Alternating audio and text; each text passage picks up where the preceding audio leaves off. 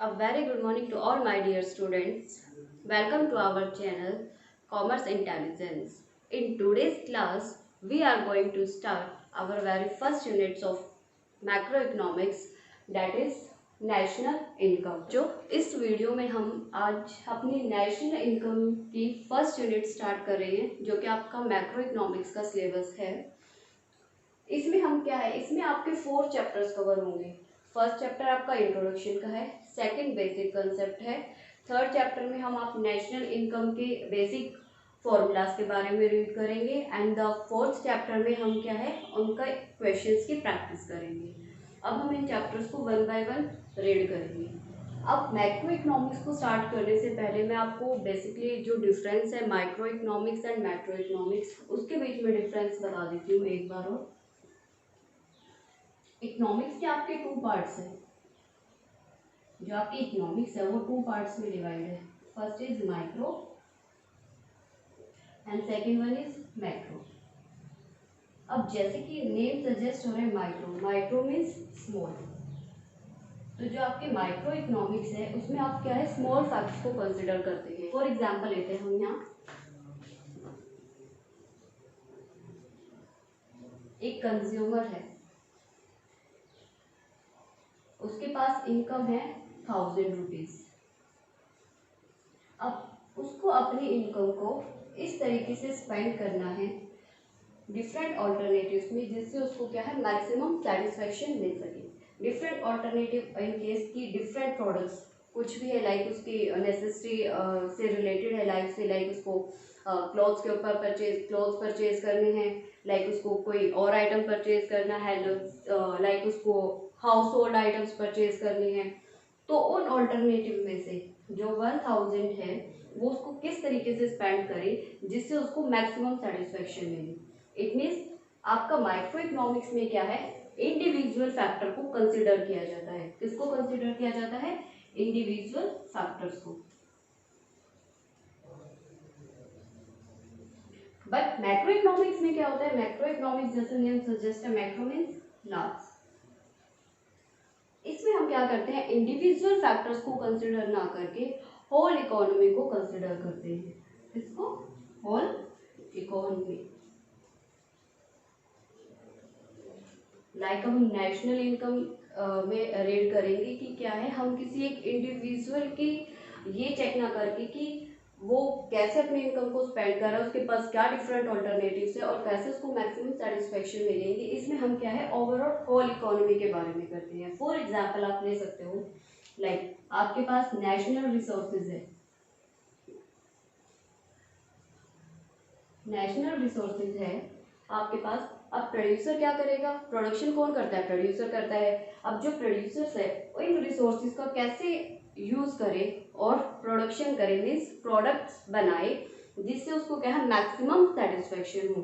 तो यहाँ पे क्या है नेशनल रिसोर्सेज, और कौन प्रोड्यूस कर रहा है? प्रोड्यूसर्स। वो किसके लिए कर रहा है? वो केवल एक इंडिविजुअल के लिए ना करके पूरी होल इकोनॉमी के लिए क्या है प्रोडक्ट्स को प्रोड्यूस कर रहा है। तो इट मीन्स यहाँ पे क्या है माइक्रो में आपका क्या है इंडिविजुअल को कंसिडर किया जाता है, मैक्रो में क्या है आपकी होल इकोनॉमी को कंसिडर किया जाता है।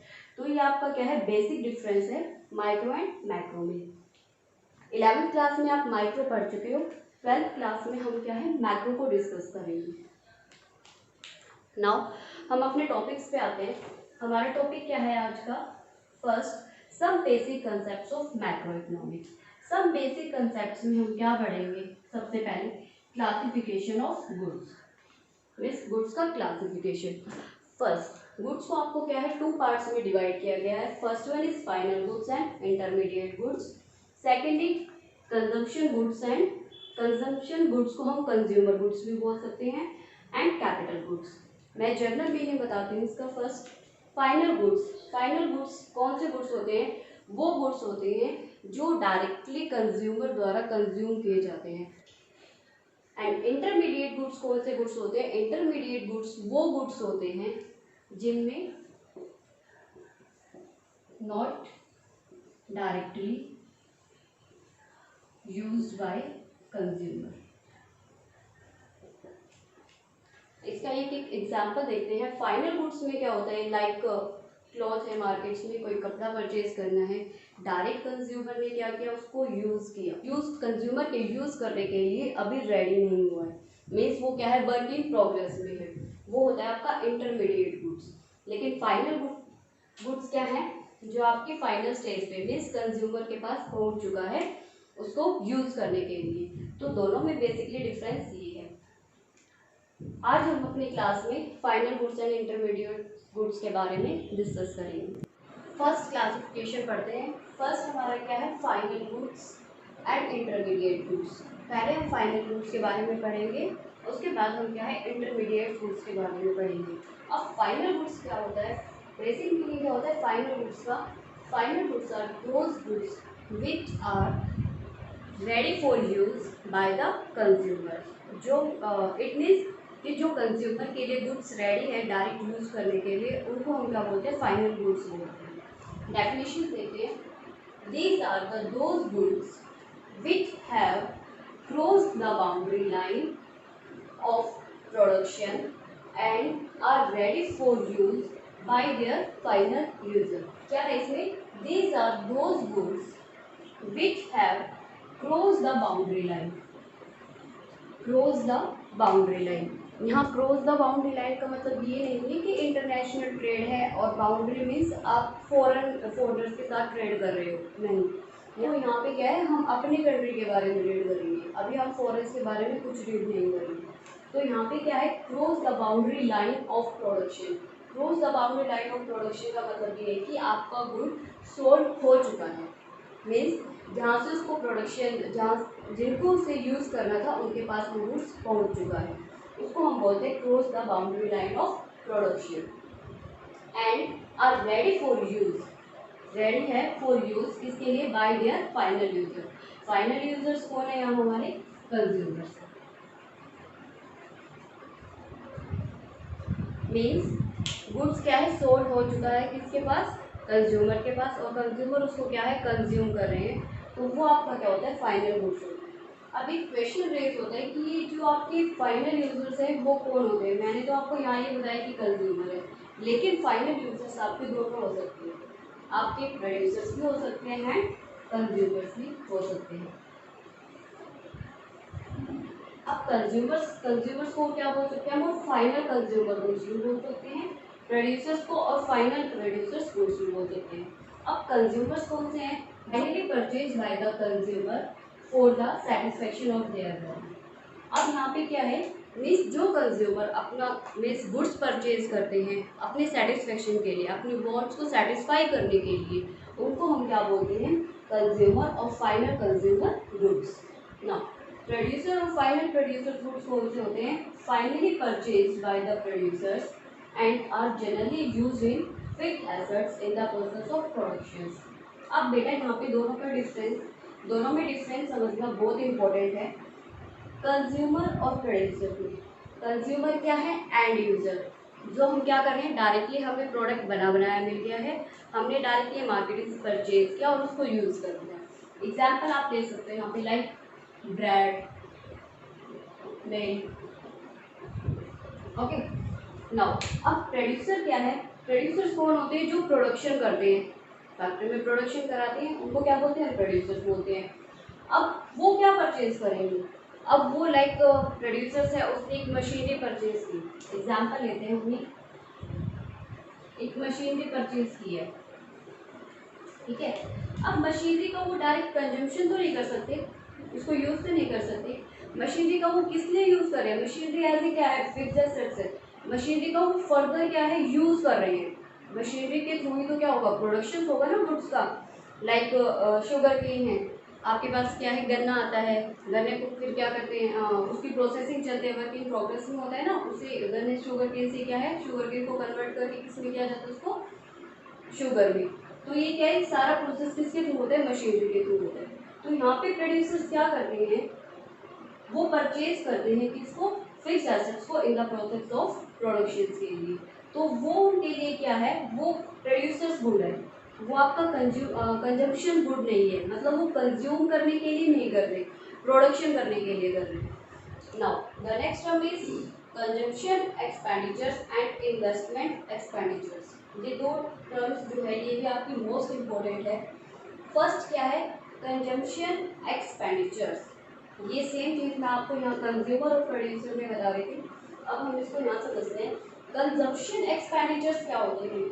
कंजम्पशन एक्सपेंडिचर्स और final consumer goods by the household means जो कि आपके हाउस होल्ड होते हैं। लाइक मैं हूँ, मैंने कोई गुड परचेज किया, लाइक मैंने ब्रेड परचेज किया या कोई क्लॉथ परचेज किया, डायरेक्टली मैंने उसको यूज़ किया आगे, तो वो आपका क्या है, कंजम्पशन एक्सपेंडिचर्स। कंजम्पशन एक्सपेंडिचर्स और कैसे हो सकता है आपका, लाइक मैं मार्केट गई, मैंने गुड्स परचेज किया, बदले में मैंने क्या है कुछ मनी पे की होगी ना, लाइक मैंने ब्रेड लिया तो मैंने कुछ ना कुछ तो एक्सपेंडिचर किया है ना कुछ मनी क्या है सेलर को दी है, तभी तो मैंने गुड परचेज किया है ना। तो यहाँ मैंने क्या किया है, एक्सपेंडिचर्स किया है। तो जो हाउस होल्ड एक्सपेंडिचर्स करते हैं उसको हम क्या बोलते हैं, कंजम्पशन एक्सपेंडिचर्स बोलते हैं। नाउ इन्वेस्टमेंट एक्सपेंडिचर्स क्या होते हैं, expenditures on final producers goods by the producers. अब ये ध्यान से समझना बेटा, इन्वेस्टमेंट एक्सपेंडिचर्स क्या है। इन्वेस्टमेंट लाइक मैंने अभी बताया कि फिक्स एसेट्स परचेज किया आपने, मशीनरी है या कोई प्लांट लगाया है, ठीक है, प्रोड्यूसर्स ने, तो वो क्या कर रहा है यहाँ पे, उसको कंज्यूम नहीं कर रहा है। फिक्स एसेट जब हम परचेज कर रहे हैं तो हम क्या है, इन्वेस्टमेंट कर रहे हैं, जिसका बेनिफिट हमें क्या है, लॉन्ग पीरियड के लिए मिलेगा। तो यहाँ पे क्या है, प्रोड्यूसर के लिए वो इन्वेस्टमेंट है। मशीनरी लगाइए, ये नहीं है कि वो आप एक दो दिन बाद उसको चेंज करोगे, आपने मशीनरी परचेज किया, लॉन्ग पीरियड के लिए उसको परचेज किया है, तो वहाँ आपने क्या है, जो फिक्स एसेट्स पे जो पैसा लगाया है वो क्या है, आपका इन्वेस्टमेंट एक्सपेंडिचर्स होता है, और वो प्रोड्यूसर्स के लिए क्या बोला जाता है, इन्वेस्टमेंट एक्सपेंडिचर्स बोला जाता है। Now the next, expenditure of final good. अब हम ये देखते हैं कि expenditure of final good, total क्या एक्सपेंडिचर आता है फाइनल गुड्स का, consumption expenditure plus investment expenditure. Consumption expenditure किसका होता है, कंज्यूमर का, और जो आपका इन्वेस्टमेंट एक्सपेंडिचर्स होता है वो किसका होता है, प्रोड्यूसर्स का। अगर हम दोनों को कंबाइन करते हैं तो आपके पास क्या आ जाएगा, एक्सपेंडिचर्स ऑफ फाइनल गुड्स। अब आपका एक कॉन्सेप्ट हो रहा है इसमें, लाइक मैंने यहाँ ये यूज़ किया कि which have cross the boundary line of production. इसका मीनिंग क्या है कि cross the boundary line of production? इसका एक एग्जांपल से समझते हैं। लाइक एक रिटेलर है, उसने क्या है, शर्ट परचेज की होलसेलर से, ठीक है, वो शर्ट उसने 900 में परचेज की। रिटेलर है, होलसेलर से उसने क्या किया, एक शर्ट परचेज की है,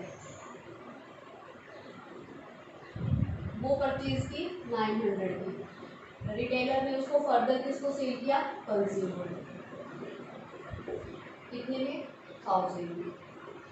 अब 900 की तो उसने होलसेलर से परचेज की और 1000 का उसने किसको, कंज्यूमर को सेल कर दिया। तो यहाँ पे जो आपका 100 रुपीज़ है वो आपका क्या है, वैल्यू एडिशन। वैल्यू एडिशन का कॉन्सेप्ट आपका कब खत्म होता है, जब वो फाइनली प्रोडक्ट सोल्ड कर दिया जाता है किसको, कंज्यूमर्स को। अब इसमें एक हो रहा है, लाइक अगर रिटेलर एक शर्ट कंज्यूमर को देता है तो उसमें आपकी कोई वैल्यू एडिशन नहीं हुई। Value addition in case like iron की स्टिचिंग की, तो वो एक्सपेंडिचर्स इसमें काउंटेबल नहीं होते, वो आपका वैल्यू एडिशन नहीं होता। वैल्यू एडिशन ये होता है कि आपने रिटेलर को इसको होलसेलर से 900 का परचेज किया, देन उसमें 100 रुपीज़ ऐड करके कंज्यूमर को 1000 का दिया, तो जो 100 रुपीज़ है वो आपकी वैल्यू एडिशन होती है। उसके बाद आपका वैल्यू एडिशन का कॉन्सेप्ट खत्म हो जाता है, क्योंकि वो डायरेक्टली कंज्यूमर के पास गुड पहुंच चुका है जो उसको यूज़ करेगा, आगे फर्दर सेल नहीं करेगा। तो ये आपका क्या है, बेसिकली फाइनल गुड है। फाइनल गुड से मीनिंग में हमने क्या पढ़ा है, आपको बस एक मीनिंग लर्न करना है, क्या है फाइनल गुड्स, वो गुड्स होते हैं जो डायरेक्टली कंज्यूमर कंज्यूम करता है अपनी वॉन्ट्स को सेटिस्फाई करने के लिए। इंटरमीडिएट गुड्स कौन से गुड्स होते हैं, इंटरमीडिएट गुड्स वो गुड्स होते हैं जो अभी अंडर प्रोसेसिंग, मीन्स जिनका अभी प्रोडक्शन कंप्लीट नहीं हुआ है, like which are yet not cross the boundary line. जो अभी बाउंड्री लाइन से क्रॉस नहीं हुआ। मीन्स मैंने आपको बताया था फाइनल गुड्स में कि बाउंड्री लाइन से क्रॉस का मतलब क्या होता है, जो फाइनली गुड्स कंज्यूमर के पास पहुंच चुके हैं। लेकिन यहाँ पे क्या है, इंटरमीडिएट गुड्स में वो अभी क्या है, अभी अंडर प्रोडक्शन में है, अंडर प्रोसेस है, प्रोडक्शन नहीं हुआ है। तो इट मीन्स वो क्या है, कंज्यूमर्स के पास गुड्स नहीं गए हैं। तो इट मीन्स वो क्या है, not cross the boundary lines. Now second, value is still to be added to this goods. अब इसमें क्या है, वैल्यू वैल्यू एडिशन मैंने आपको लास्ट एग्जाम्पल में बताया था कि लाइक होल रिटेलर में क्या है, होलसेलर से शर्ट परचेज की 900 की और उसको 1000 में कंज्यूमर को सेल किया, तो 100 रुपीज़ आपकी क्या थी, वैल्यू एडिशन। लेकिन यहाँ इंटरमीडिएट गुड्स में क्या है, अभी गुड्स का प्रोडक्शन चल रहा है। तो इट मीन्स वहाँ पे क्या है, अभी वो कंज्यूमर के पास नहीं जाएंगे। मैंने आपको स्टेजेस बताई थी। फर्स्ट आपका क्या है, प्रोड्यूसर, सेकेंड आपका क्या है, होलसेलर, थर्ड इज आपका रिटेलर एंड देन कंज्यूमर। ये आपकी चेन होती है कंप्लीट। तो जब प्रोडक्शन हो जाएगा तभी तो वो कंज्यूमर के पास इस स्टेजेस के थ्रू जाएगा ना गुड्स। तो इंटरमीडिएट गुड्स में क्या है, अभी वो फर्स्ट स्टेज पर ही है। तो इसलिए वो गुड्स को इंटरमीडिएट गुड्स कौन से गुड्स होते हैं, वो गुड्स होते हैं जो अभी अंडर प्रोसेस है, जिनकी अभी प्रोसेसिंग कंप्लीट नहीं हुई है। तो इट मीन्स उसमें क्या है, जब कंज्यूमर के पास जाता है गुड्स, तब क्या है, आपकी जो वैल्यू एडिशन है कंप्लीट हो जाता है। लेकिन अभी प्रोडक्शन करी है, तो इट मीन्स अभी वैल्यू एडिशन स्टिल पेंडिंग है, स्टिल उसको भी ऐड करना है। Now next, which are yet not ready for use by their final users. Final user है कंज्यूमर। तो जब भी वो प्रोडक्शन में है, अंडर प्रोसेस है, प्रोसेसिंग में, तो इट मीन्स वो क्या है, अभी रेडी नहीं है कंज्यूमर्स के यूज करने के लिए।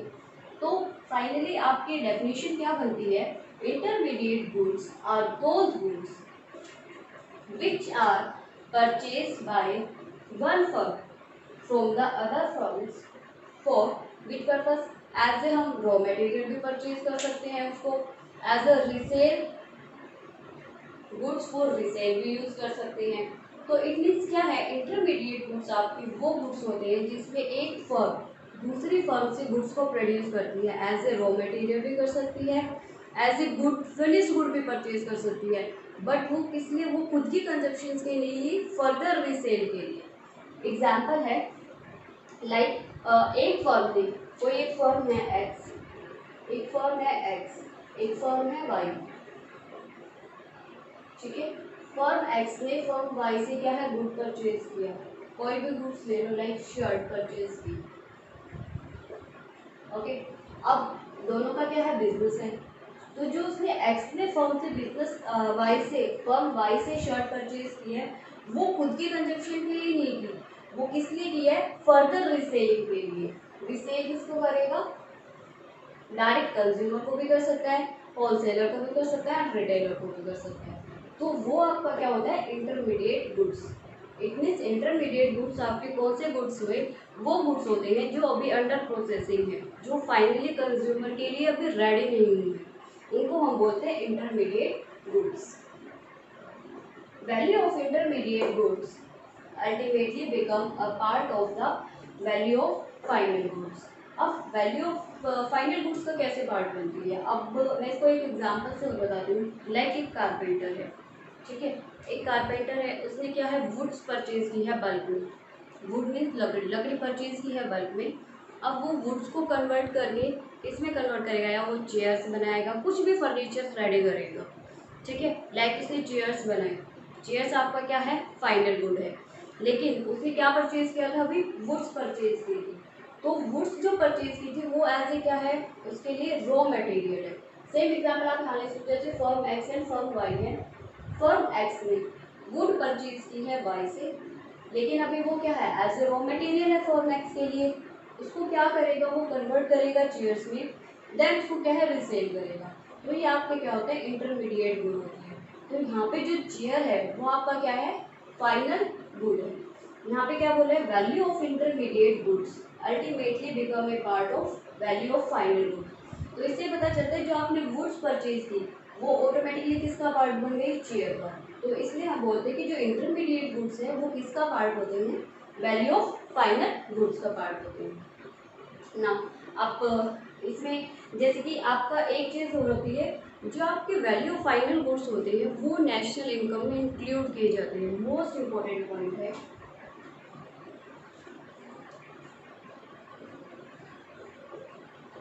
जो वैल्यू ऑफ फाइनल गुड उनको इंक्लूड किया जाता है किसमें, इंक्लूड इन नेशनल इनकम।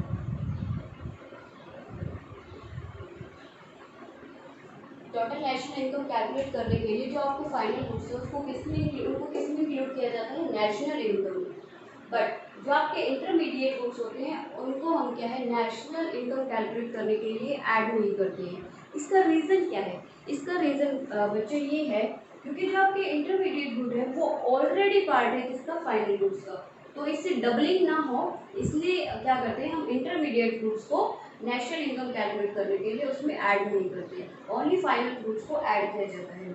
जैसे कि यहाँ पे value of output, output is here example मैंने अभी दिया। जैसे आपका क्या है, चेयर, ओके, आउटपुट आपका चेयर है। इंटरमीडिएट कंजम्पशन क्या है, जो आपका रॉ मटेरियल था, raw material like would and other things, जो भी जिनसे भी चेयर बनेगी। अगर हम चेयर में से जो हमने रॉ मटेरियल परचेज किया, अदर थिंग्स परचेज किया, उसको कन्वर्ट करने के लिए उसको माइनस करते तो आपके पास क्या आ जाएगी, ग्रोस वैल्यू एडिशन करोगे और उसको हम क्या बोल सकते हैं, gross product of the producer. अब एक क्वेश्चन और रेज होता है बेटा कि जो आपका सेम गुड है वो आपका फाइनल गुड भी हो सकता है और इंटरमीडिएट भी गुड हो सकता है, ये पॉसिबल है।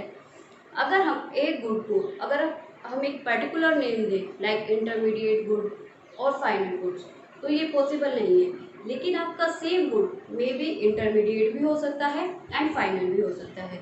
अब हम इसको देखते हैं कैसे है। फॉर एग्जाम्पल के लिए लाइक शुगर है,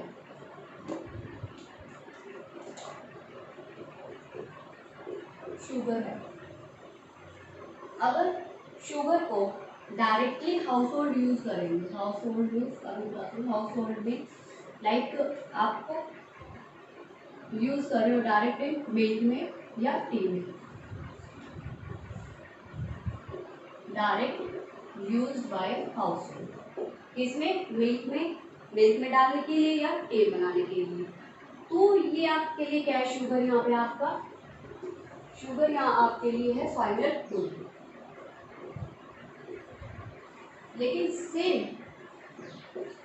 सेम गुड अगर हम बिस्किट्स बनाने के लिए यूज करें, बिस्किट्स बनाने के लिए, इट मीन्स अंडर प्रोडक्शन है, प्रोसेसिंग है, मीन्स यहाँ क्या है, अभी प्रोसेसिंग होगी, तो इट मीन्स बिस्किट्स बनाने के लिए यूज करें तो ये आपका क्या है, इंटरमीडिएट।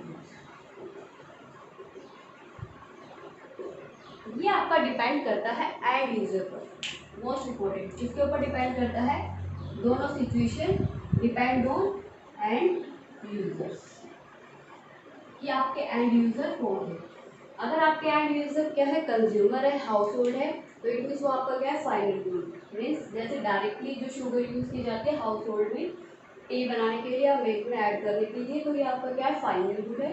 अगर सेम शुगर को अगर हम बिस्किट्स बनाने के लिए, मीन्स ये प्रोसेसिंग नहीं है, तो उसको हम क्या बोलते हैं, इंटरमीडिएट गुड बोलते हैं। तो ये आपको किसके ऊपर डिपेंड करता है, एंड यूजर के ऊपर डिपेंड करता है कि आपके एंड यूजर कौन है, प्रोड्यूसर्स है या कंज्यूमर है। ओके, नाउ आई होप आपको final good and intermediate goods दोनों का मीनिंग क्लियर हो गया होगा। Next topic is in difference between intermediate goods and final goods. हमने अभी दोनों गुड्स के बारे में पढ़ा है कि फाइनल गुड्स कौन से गुड्स होते हैं एंड इंटरमीडिएट गुड्स कौन से होते हैं। अब हम उसका डिफरेंस पढ़ते हैं। फर्स्ट में बेटा आपको क्या है, मीनिंग लिखना है। इंटरमीडिएट गुड्स कौन से होते हैं, जो कि अंडर प्रोसेसिंग होते हैं, ठीक है, डायरेक्ट यूज नहीं किए जाते कंज्यूमर्स के द्वारा, ठीक है। एंड फाइनल गुड्स का मीनिंग क्या होता है, फाइनल गुड्स वो गुड्स होते हैं जो रेडी फॉर यूज़ है, फॉर किसके लिए, कंज्यूमर्स के लिए। और हम कह सकते हैं कि जो कि remain with in the boundary line of production and not ready for use, जो कि अभी बाउंड्री के अंदर है, मीन्स अभी उनका प्रोडक्शन पेंडिंग है। लेकिन फाइनल गुड्स कौन से होते हैं, जो outside the boundary line of production है, मीन्स वो कंज्यूमर के पास सोल्ड हो चुके हैं। Now the next difference is used as a raw material. अब बेटा देखो फाइनल गुड्स में क्या होता है, फाइनल गुड्स में तो हम रॉ मटेरियल यूज नहीं करते, डायरेक्ट क्या है कंज्यूमर उसको कंज्यूम करते हैं, तो यहाँ तो डायरेक्ट फाइनल गुड्स में रॉ मटेरियल यूज नहीं होगा। लेकिन इंटरमीडिएट गुड्स में मैंने आपको डेफिनेशन में बताया था कि जो एक फर्म दूसरे फर्म से गुड्स परचेज करती है वो एज अ रॉ मटेरियल भी कर सकती है और फुल रीसेल पर्पज के लिए भी कर सकते हैं। तो इंटरमीडिएट गुड्स में हम क्या है गुड्स को as a raw material use करते हैं। Now the third difference is resold for profit. अब ये देखो बेटा फाइनल गुड्स में क्या है, फर्म ने डायरेक्ट कंज्यूमर को सेल कर दिया तो यहाँ कोई प्रॉफिट इंक्लूड नहीं है। लेकिन यहाँ पे क्या है गुड्स आपका अभी अंडर प्रोसेसिंग में है, मीन्स प्रोडक्शन वाले स्टेज पे चेन बताई थी आपको, वो चेन क्या है producer, wholesaler, retailer and consumer. तो यहाँ पे अभी आपका क्या है ये फर्स्ट स्टेज पर है, प्रोड्यूसर वाले स्टेज पे।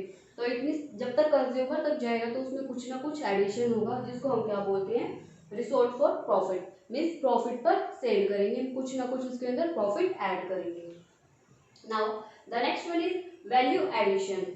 वैल्यू एडिशन मैंने आपको बताया था कि वैल्यू एडिशन क्या होता है। वैल्यू एडिशन ये नहीं है कि आपने कोई कपड़ा एग्जाम्पल ले लेते हैं हम यहाँ, जैसे कि आपने कंज्यूमर ने परचेज की शर्ट रिटेलर से कितने में 1000 रुपीज़ में, लेकिन रिटेलर ने सेम शर्ट को परचेज किया था होलसेलर से कितने में 900 में, तो जो 100 रुपीज़ था वो क्या था आपका वैल्यू एडिशन था। वैल्यू एडिशन ये है कि जो आपका स्टेजेस से आया है, ये वैल्यू एडिशन ये नहीं कि उसका आयरन का खर्चा क्या है उसकी स्टिचिंग का खर्चा क्या है, वो नहीं है। तो यहाँ पे क्या होता है इस स्टेज में येट टू बी एडेड, अभी ऐड नहीं हुआ है क्योंकि प्रोडक्शन की स्टेज में है, लेकिन यहाँ कंज्यूमर के पास गुड आ चुका है तो इट मीन्स यहाँ पे जो आपका वैल्यू एडिशन का कॉन्सेप्ट है वो खत्म हो जाता है। Next is expenditure. जो एक्सपेंडिचर्स किया जाता है गुड्स पर वो क्या होता है इंटरमीडिएट में, उसको हम बोलते हैं इंटरमीडिएट एक्सपेंडिचर्स और इंटरमीडिएट कॉस्ट भी बोलते हैं। लेकिन फाइनल गुड्स में आपके पास क्या होता है वो फाइनल एक्सपेंडिचर्स होता है, जिसकी इक्वेशन मैंने आपको बताई थी कि consumer expenditures plus investment expenditure. Now the next one is estimation of national income. ये भी मैंने आपको बहुत अच्छे से बताया। फाइनल इनकम फाइनल गुड्स में क्या होता है आपको इंक्लूड किया जाता है, फाइनल गुड्स आपके नेशनल इनकम एस्टिमेशन में यूज होते हैं, लेकिन जो आपके इंटरमीडिएट गुड्स है वो ऑलरेडी पार्ट है फाइनल गुड्स का, डबलिंग ना हो इसलिए उनको क्या है इंक्लूड नहीं किया जाता एस्टिमेशन ऑफ नेशनल इनकम में। अब बेटा इस वीडियो में हमने क्या क्या कवर किया है आज, फाइनल गुड्स क्या होते हैं उसको हमने डिटेल में पढ़ा, देन इंटरमीडिएट गुड्स क्या होते हैं उसको आपने डिटेल में पढ़ा, एंड लास्ट में आपने क्या है दोनों के बीच में डिफरेंस पढ़े। तो आई होप आपको आज का ये टॉपिक क्लियर हो गया होगा। Thank you so much.